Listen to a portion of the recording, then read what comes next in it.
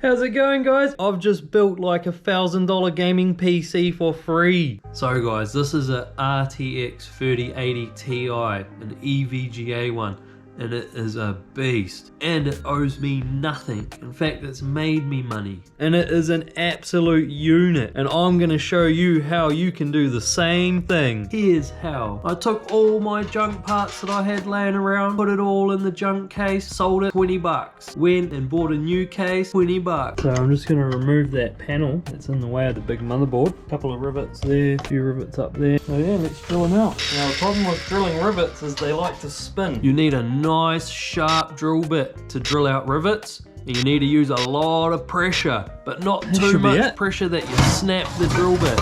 Mini ATX my ass. The only bit that got a bit damaged is along where the motherboard goes. An old lump hammer. Something you can use as a dolly. Put it behind. There we go. It's a heck of a load better. I grabbed out the motherboard from my cheaper sleeper build. So my plan is to tuck that full-size motherboard behind the power supply. First I set up the motherboard stands, start mocking it up. I wanted the extra stand at the bottom, even though there's no hole in the motherboard for a screw. I measured up the motherboard, and I'm real lucky because there's no components that line up with that extra stand. So I put insulation tape over that piece of the motherboard and over the stand. Oh yeah, we don't have to move the power supply that much. Slide the power supply over a little bit. To get the power supply to fit, all I had to do was just flip it over. And the screws still lined up, so I just cut out the hole a bit wider for the power plug, then drilled out one extra screw hole so that it was held in by 3 screws. Most people never use these bottom ports anyway. Like a glove. Alright, time to tear down the main rig, my editing beast. I need the graphics card and the water cooler. Let's talk about getting these parts for free. This is a functional computer that I've built up over the years. I first bought the CPU, motherboard and RAM and power supply. I started it with a student loan and I've just slowly added bits and changed cases and built it up over the years. Let's talk about business ownership. When you own a business, you need a computer. When you own a business, you write off expenses to that business. Therefore, your computer is a tax write-off. Smash that like button if you'd like to start a business one day, or if you've already got a business. Good on ya. Being an entrepreneur is the best way. I dropped out of high school when I was 16, no qualifications, but I started a trade. By the time I was 19, I was a business owner. So I leave my power supply plugged in when I'm not moving the computer. It means it's got a direct link to the earth, so therefore, anytime I touch the case, I am actually grounded. You all want to know the secret how to get free PC hardware? Easy. Crypto mining. Even in this bad economy, there's still money to be made mining. So I went and got me a RTX 2070 and then used that to mine crypto until I could afford a 3080, and then used both of those to mine crypto until I could afford a 3080 Ti, and so forth. I kept buying more and more cards and my crypto kept building up more and more and more. It got to the point where my rig was full, so I started putting graphics cards in my mates' computers as well. I'd keep the crypto, and once it had made enough to pay for itself, I just let them keep the card because they paid for the power. Fair's fair, right? So challenge number 1 with this is the fact that we need 3 powers. So we've only got 2 CPU powers. We don't actually have an AIO power. So what I'm going to do is I'm going to try and hook it up as a chassis fan and set it to be full speed in the BIOS. You can literally exchange crypto for gold. So take your gaming computer and make gold. Why not? So I used to be on a 1-bay water cooler before this, and I could only overclock to about 4.7, and even then temps were pretty bad. But of course, after getting this and then delidding it, now I can run it at 5 gigahertz all day under 90 degrees. That looks a lot better. And now this should fit up in here. Such a small case, it's got so much room. And having more than 1 graphics card, you can mine and play games at the same time. Turn the mining off on the card that you want to play games on, your main first card, and then leave the other cards mining in the background. Because it doesn't use any CPU, you're sweet. Improvise. That's the most important part. So I'm using the long screws to hold it on and hold the fans on. You know what they say? If it fits, it ships.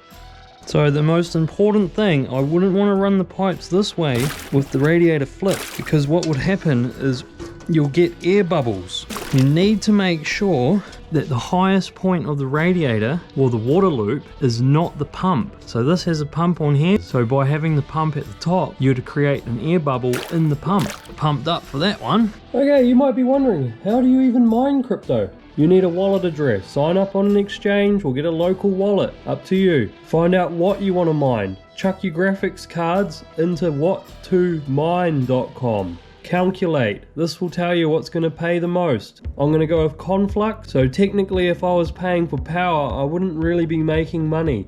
But if the market went up, my coins would go up, so then I could make money. So it's all about being smart. So go to your wallet, find out what your address is, or generate an address if you're on an exchange. Next, you need a pool. Because we're only a small miner, we need to jump in with other people. So I'm going to find the best pool. So the biggest pool will pay the most, but going with a smaller pool makes the network more secure. So I'll leave that up to you. I'm just going to go with Hero Miner, go on the start page to find out the server you need and the port. Then get a miner program. I love MB Miner because it uses NVIDIA or AMD cards. Unzip it, and you need to go into your Windows Defender or Windows Security settings and block the virus program from deleting it. Virus programs hate mining software because hackers put them on people's computers to mine on their computer to make them money without people even knowing. Virus programs can't tell the difference between a hacker using it and us using it. Next, go into the batch script, and we need to change the batch script to be our mining address. Give it a name so you know which card it is or which computer, and then get the server name, change that, change the port number, save, exit, and then run the batch script. And just like that, we're up and mining. Allow it through the firewall, and now we are making Conflux coins. Beautiful. Oh, so I forgot one thing, didn't I? The M.2, I got excited. Should have put it first. Would have been way easier, wouldn't it? I've only got 8 gigs of RAM, but I want to see what it's like on this RAM first. Okay, time to post, hopefully. Oh. No beeping. No, that should be lighting up. Doesn't look very lit up to me. Let's cover some troubleshooting tips. Guess we've got no AIO. Bugger. Remember people, plug in everything. Notice the 8-pin? That's why half the motherboard doesn't have power. We haven't put in our auxiliary.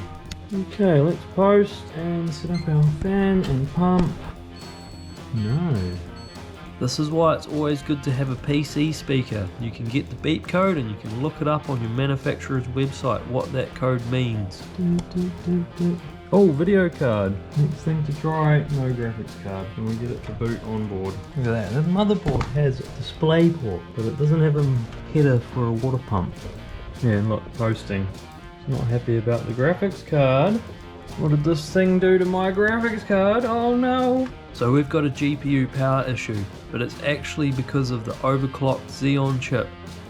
Because last time I used this computer I was overclocking it, and we've changed graphics card, the base clock increase that we had to do to overclock the Xeon chip. I guess 30 series GPUs don't like having their bus frequencies played with. Who knew?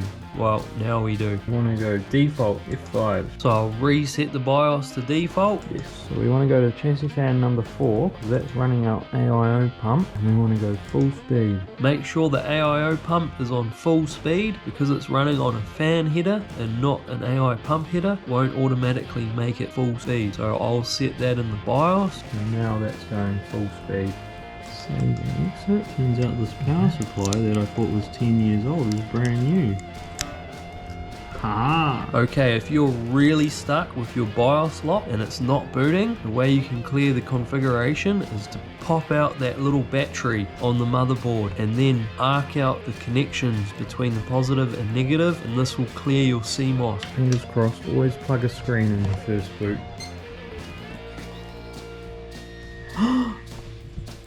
Maybe you don't have a product key. Guess what? Doesn't matter. Just say I don't have a product key. It's just going to pester you later. It will still work because we don't have a product key. I'm just going to put Pro on. All systems a go! Let's play some games. I'm going to set up Apex on high settings and 2K with unlimited frames. Oh, it runs so well. It looks so good.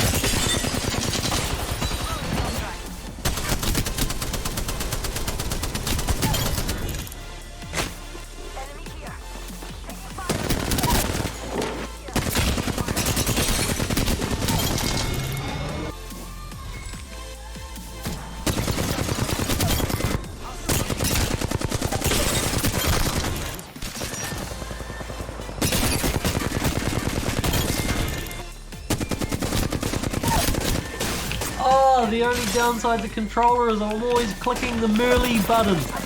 Rip.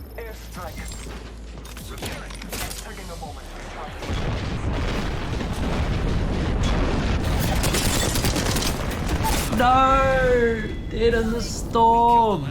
Ah, 6 kills, 142 FPS, 138 FPS average, 89 FPS 1% lows. Not too shabby. Let's try some Fortnite. Gonna run it on epic settings in 2K. It's taking forever to load. Oh no, everyone has already jumped. Ooh, that RAM usage is super high. Ah, this will not do. Let's just try some Call of Duty.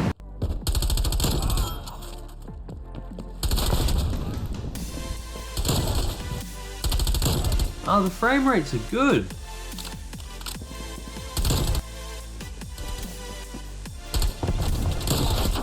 But that RAM usage is still very high. Oh, I've even set a big paging file on the SSD, but getting some occasional frame drops on those 1% lows. Let's change out the RAM for a 16 gig kit. Oh yeah, I'm in before the bus is in the air, and I'm using 10 gigabytes of RAM. So we're definitely benefiting from having extra RAM with the higher graphics settings. Ooh, look at that CPU usage, 96%. Oh, what a shame I can't overclock this chip with the 30 series card. Well, let's try some Call of Duty. Well, Call of Duty running on high settings in 2K is running good now. Close to 100 FPS. This I can work with. Here's my best kill streak.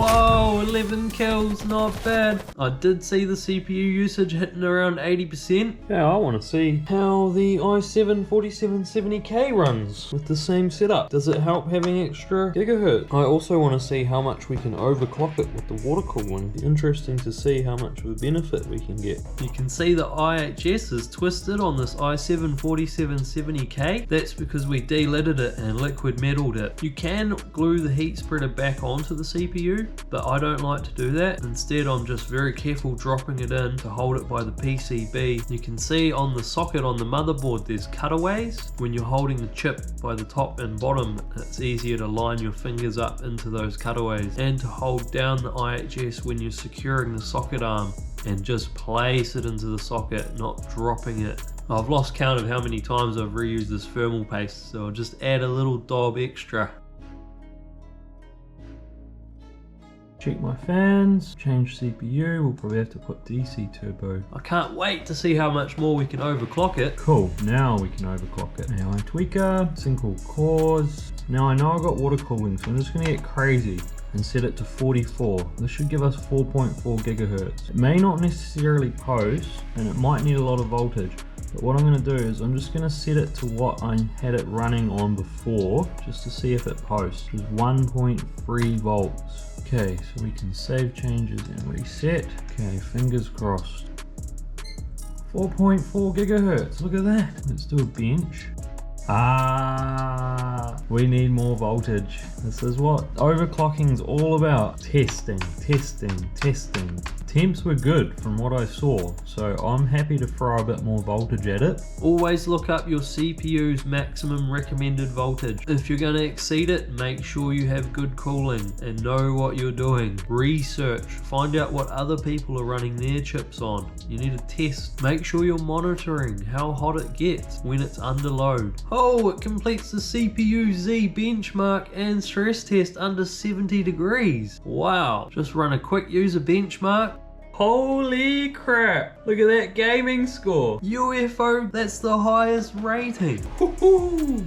Our CPU 100th percentile. It's the best out of 100 computers with the same setup.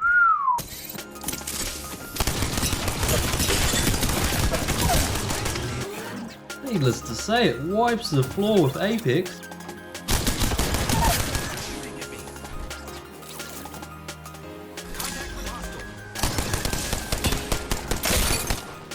With almost triple digit 1% lows.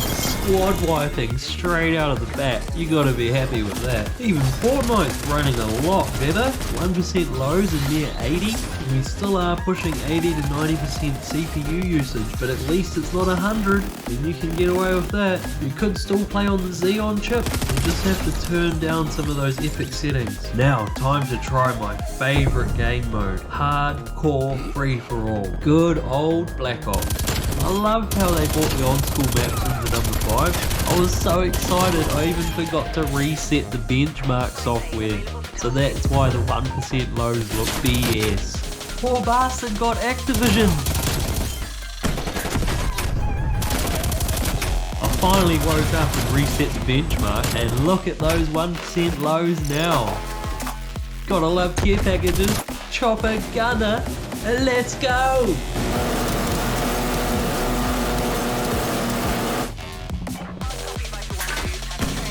Whoa, that mine had me tripping. Vengeance is mine.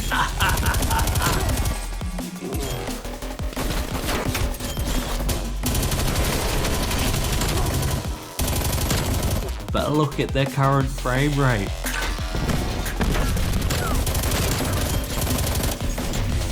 First place, woohoo!